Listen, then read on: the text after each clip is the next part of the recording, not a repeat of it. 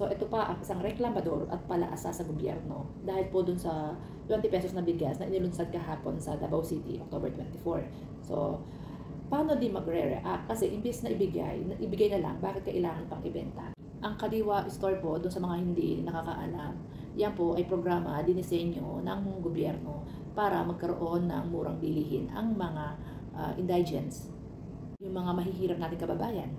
Dinisenyo nga po yung Kadiwa na yan hindi para kumita, para po malugi. Kaya nga po yan may subsidy. Lagi po yan nilalagyan every year ng pondo. Hindi para kumita, kundi para matulungan po yung ating mga kababayan.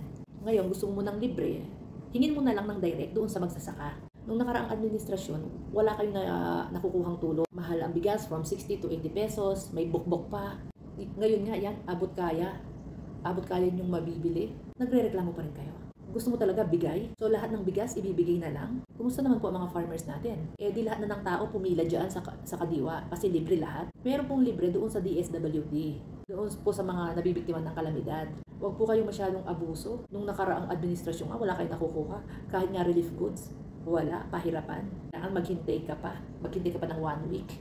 Masyado kayong reklamador sa buhay. Naghahanap ka ng libre.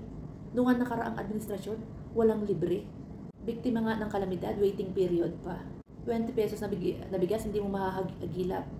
Sa nakaraang administrasyon, 60 to 80 may bukbok pa. Ngayon nagre-reklamo ka sa 20 pesos na bigas? Wow naman.